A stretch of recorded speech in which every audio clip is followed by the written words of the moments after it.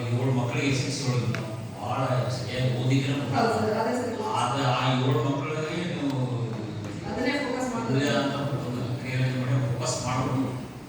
ಅವ್ರು ನೀವು ಭಾಳಷ್ಟು ಮಾತ್ರ ಪಾಸ್ ಆಗೋದಿಲ್ಲ. ಅದನ್ನೇ ಮಾಡ್ತಾರೆ ಸರ್. 2 ವಿದ್ಯಾರ್ಥಿಗಳು ಸರ್ ಮೀಡಿಯಂ ಚೇಂಜ್ ಮಾಡ್ಕೊಂಡಿದ್ದಾರೆ. ಅದು ಒಂದು ಸಮಸ್ಯೆ ಇದೆ. ಸ್ವಲ್ಪ ಹಳ್ಳಿಯಿಂದ ಬರ್ತಕ್ಕಂಥ ಮಕ್ಕಳು ಕೆಲವು ಬರ್ತಾರೆ.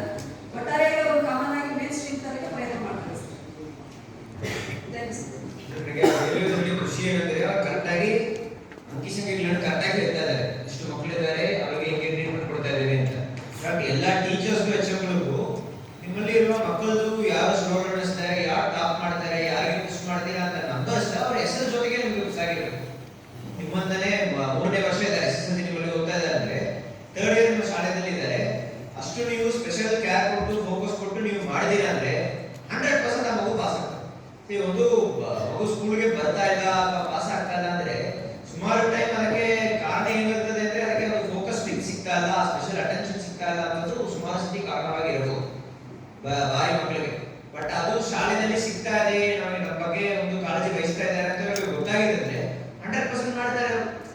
ಅದಕ್ಕೆ ನಾವು ಈ ದತ್ತು ಯೋಜನೆಯನ್ನು ಮಾಡಿದೀವಿ, ಟೀಚರ್ ಇದು ಮಾಡೋದು. ಸೊ ಅವೆಲ್ಲ ನೀವು ಕರೆಕ್ಟಾಗಿ ಫೋಕಸ್ ಮಾಡಿದೀರಾ ಅಂದ್ರೆ, ನೀವು 20 ಪಾಯಿಂಟ್ ಮಾಡಿದೀರಾ ಅಂದ್ರೆ ನೀವು ಮಕ್ಕಳು ಪಾಸ್ ಆಗೋ ಚಾನ್ಸೇ ಇಲ್ಲ.